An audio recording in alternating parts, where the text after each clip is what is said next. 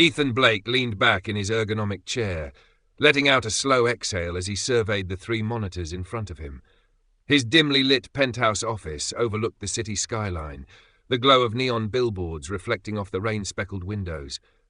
Below, the world moved at a sluggish pace, filled with people struggling to make ends meet, desperate for an edge, a shortcut to success.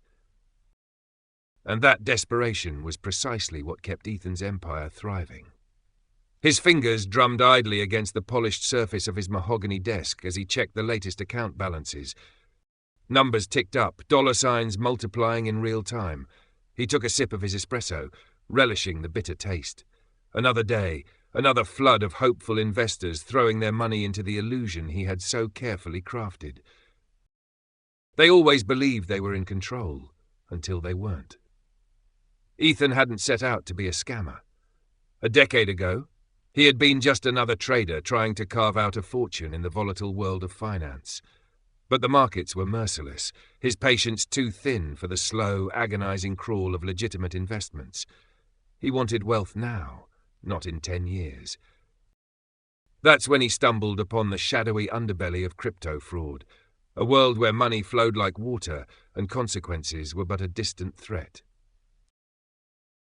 With his background in finance and a silver tongue capable of selling sand in the desert, he found the transition effortless. A few persuasive white papers, a little social engineering, and an irresistible promise of wealth. It was a recipe for easy money. It didn't take long before Ethan became a ghost in the system, untraceable, omnipotent. His latest masterpiece? Quantum Trades. A cutting-edge, AI-driven arbitrage platform. At least, that's what the sleek website claimed. Investors were promised guaranteed daily returns of 1%, a promise so enticing it made their skepticism melt away.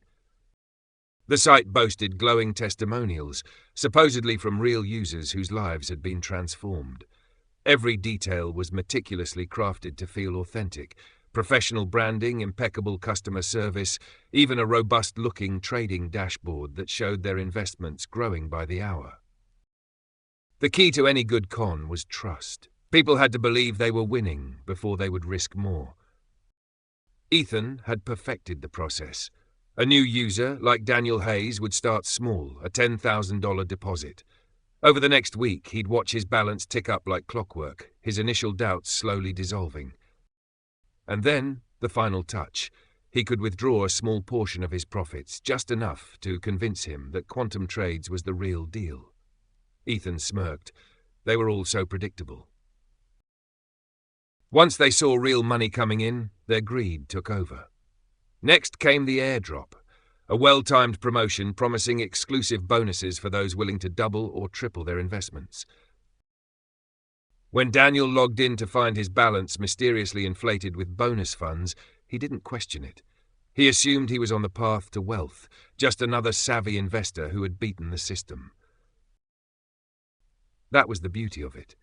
People always believed they were the exception to the rule. Ethan leaned forward, watching Daniel's activity on his dashboard in real time. First, hesitation, then excitement, then full-blown desperation as his funds suddenly became temporarily frozen. The withdrawal button remained tauntingly present, an illusion of accessibility. Daniel's panic played out just as Ethan expected. At first he was polite, sending long-winded emails, insisting that there must be a mistake. Then came the frustration, the threats to go public, to involve the authorities. But Ethan had seen it all before. The scripted responses from his customer service team, a handful of underpaid freelancers running canned replies, assured Daniel that a simple solution existed, a security unlock fee of $50,000. Predictably, Daniel caved. His final email was the same as countless others Ethan had received before. "I've sent the deposit. Please confirm when the funds are available for withdrawal." Ethan chuckled. There wouldn't be a withdrawal. He watched as the money funneled through a labyrinth of wallets, bouncing across exchanges, slipping into the ether where no one could touch it. By the time Daniel realized he'd been played, it would be too late. The website would vanish, the customer service lines would go silent, and all that would be left was an empty screen and a sinking feeling in the pit of his stomach. Ethan had witnessed it 100 times before. The denial, the rage, the desperate calls to law enforcement who would never track him down.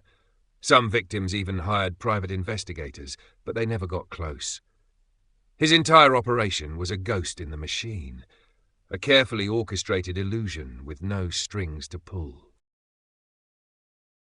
He knew he was ruining lives. He also knew he didn't care. As he shut his laptop for the night, Ethan stretched, basking in the glow of another successful day. Another small fortune siphoned from the hopeful and the greedy. Tomorrow, he would start again. After all, there were always more dreamers looking for easy money, and he was always ready to take it from them.